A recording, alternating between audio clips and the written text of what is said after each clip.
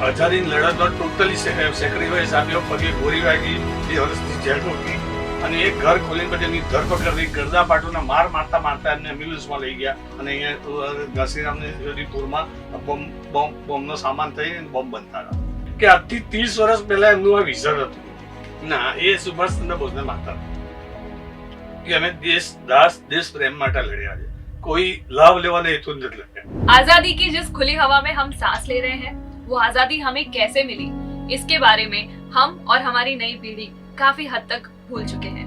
Hello, this is RJ Shalini the side અને એવા જ ઘણા બધા ક્રાંતિકારીઓ છે કે જેમનું નામ કદાચ બધાને નથી ખબર, બટ આજે આપણી સાથે છે મિસ્ટર સિદ્ધાર્થ કાંતિલાલ શાહ, એક એવા ક્રાંતિકારીના સુપુત્ર કે જેમની ગાથાઓ આજે આપણે સાંભળવાના છે. યસ, હું વાત કરું છું શ્રી કાંતિલાલ નાનાલાલ શાહજીની. તો welcome on top FM sir. Thank you so much અમારો ઇન્વિટેશન એક્સેપ્ટ કરવા માટે. તો સૌથી પહેલા મને પ્લીઝ તમારા પિતાશ્રી વિશે જણાવો કે એમની લાઈફની કઈ વાતો તમને પ્રેરિત કરે છે. એમને દેશ માટે જે ઘર છોડી દીધું, બલિદાન આપ્યું, સંઘર્ષ કર્યો અને આઝાદીની લડતમાં ટોટલી સેક્રિફાઈસ આપ્યો, પગે ગોળી વાગી, 2 વર્ષની જેલ ભોગવી અને દેશ સેવા માટે એમણે ઘણું બધું કામ કર્યું. જી બિલકુલ. તો સર, આ પગમાં ગોળી વાગી એના પાછળનું જે સ્ટોરી છે, જે રીઝન છે, એ જણાવો. એ તમને હું વાત કહું કે મારા ફાધર છે ને 1940 ની આસપાસ અખાડો ચલાવતા હતા મહિપતરામ આશ્રમમાં. એ અખાડામાં નામાંકિત ડોક્ટરો હતા, ડોક્ટર વત્સલાલ તલાટી, સુરેશભાઈ મેયર જે આપણા ભૂતપૂર્વ મેયર હતા, પછી સુમન શાહ હતા, એ બધા એમના હાથ નીચે તૈયાર થયેલા હતા. 1941માં કોંગ્રેસ હાઈકમાન્ડ તેડું આવ્યું કે અમદાવાદની લડતને વેગ આપવાનો છે, કાંતિભાઈ તેનું સુકાન તમે હાથમાં લો. એ વખતે શહેર સુબા તરીકે જયંતિ ઠાકોર હતા અને કાંતિભાઈ આ બધું છોડી દીધું, ઘરનું બધું, અને કમ્પ્લીટ એ હવા ઉતૃત થઈ ગયા.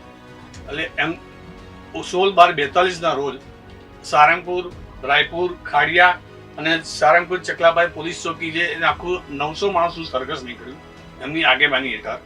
અને એમને બધા ટોરા તો ફૂલ ફોર્મમાં હતા, એટલે ગટરના ઢાંકણા, પછી પથ્થરમારો ને કાકડા, સરકતા કાકડા નાખ્યા અને પોલીસ ફાયરિંગ થયું. ફ્રન્ટ ઓફ ધ ક્રાઉડ હતા મારા ફાધરને પગમાં ગોળી વાગી, ટોરું ધીરે ધીરે બધું વિખરાઈ ગયું, ફાયરિંગ વધારે થયું. મારા ફાધરને જ ગોળી વાગી હતી. મારા ફાધર બધા દોડતા દોડતા ઘાસીરામની પૂરમાં ઘૂસી આવ્યા. એમણે પઠાણી ચંપલ પહેરેલી હતી, એમને ઉલ્લેખ કરેલો. એ લોહીના પગલે પગલે પોલીસ પાર્ટીએ ઘર ખોલાવડાવ્યું અને મારા ફાધરે કીધું કે તમે ઘર ખોલી દો. અને એ ઘર ખોલીને પછી એમની ધરપકડ કરી, ગરદા પાટોના માર મારતા મારતા એમને એમ્બ્યુલન્સમાં લઈ ગયા. પછી 2 મહિનામાં પોલીસ બેડા હેઠળ કડીઓ પહેરાઈ એમની ટ્રીટમેન્ટ થઈ અને 2 મહિના પછી સીધા એમને સાબરમતી જેલમાં લઈ ગયા. અને એ કેસ લાંબો ચાલ્યો અને એક વખત ફાઇનાન્સ મિનિસ્ટર આપણા ભૂતપૂર્વ હતા મગનભાઈ બારોટ, જે બહુ વકીલ હતા, એ કેસ લડ્યા અને મારા ફાધર બહાર નીકળ્યા. એ પછી એમણે પ્રસંગોપાત જેલ ભોગવી છે. અને એમનું મેઇન કાર્ય હતું જે બોમ્બ આવતા હતા, બોમ્બની સામગ્રી એ મોડાસાથી આવતી હતી. એટલે મોડાસાથી કોઈ વ્યક્તિ એને નંબર આપેલો હોય, એ નંબર મેચ થાય એને જ સામાન મળે, એ મારા ફાધર લાવતા હતા સામાન. અને અહીંયા ઘસીરામની પૂરમાં બોમ્બનો સામાન થઈને બોમ્બ બનતા હતા. આ બધી પ્રવૃત્તિ અમને કરેલી છે.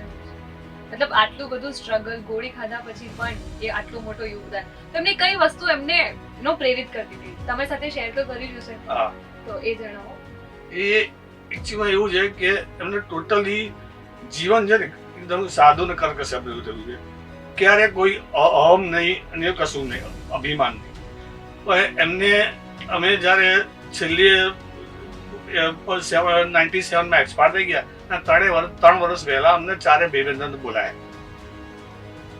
અને એમને કીધું કે મારા દેહાંતમાં મારી બોડી ટોટલી ડોનેટ કરવાની છે. અને એ વસ્તુ અમને બહુ લાગી ગઈ, જેના થકી મારી ડોટર આજે મળી છે.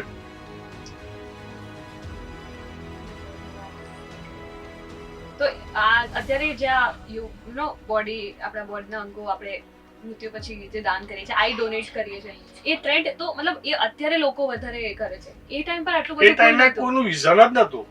એટલે હું એ જ ખાસ કહેવા માંગુ છું કે આજથી 30 વર્ષ પહેલા એમનું આ વિઝન હતું અને મને જાણવું છે કે એમને આખી લડાઈમાં સૌથી વધારે એમને કયા કયા જે મોમેન્ટ્સ હતા ને જે આંદોલન ને બધું કયા કયા એમને જોઈન કર્યા? અને અમદાવાદનું ટોટલી જોઈન કર્યું. અચ્છા. અને અમદાવાદની ટોટલી નેતાગીરી એમની પાસે હતી. એટલે એમને એ ગાંધીજીને મળ્યા. હા.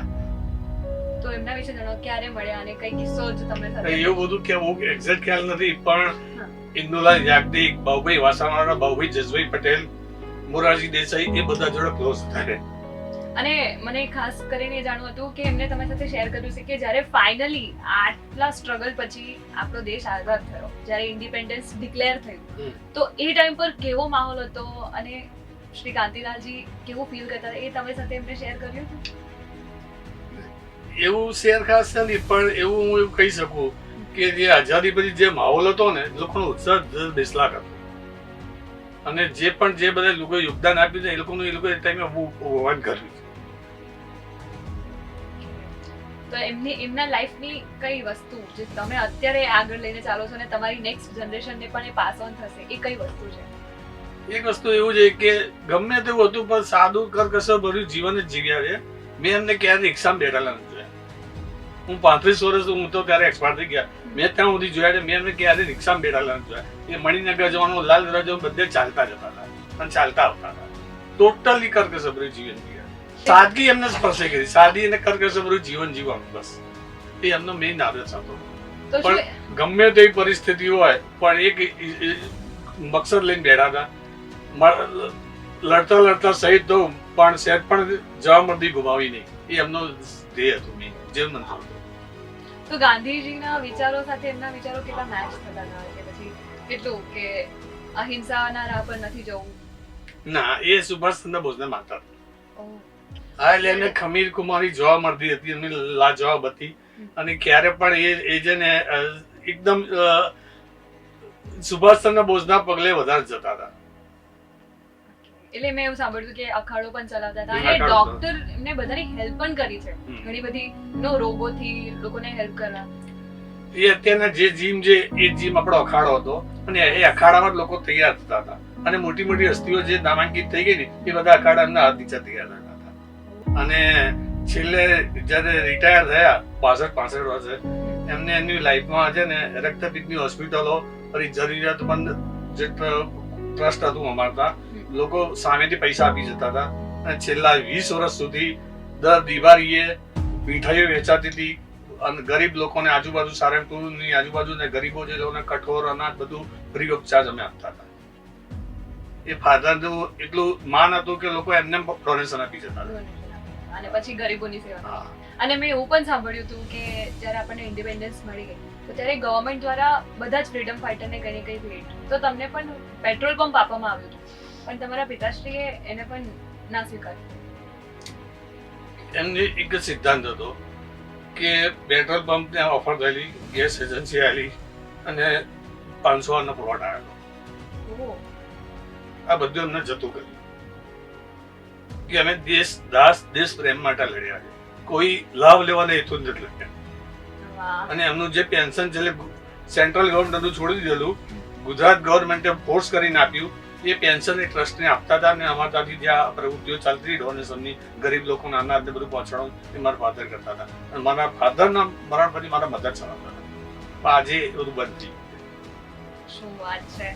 અને મને બસ હવે આ પૂછવું છે કે તમારા ફાધર સાથે કઈ એવી મેમરી છે જે તમને હજી પણ એમ કે ના આ વસ્તુ તો હું આખી લાઈફ યાદ રાખીશ?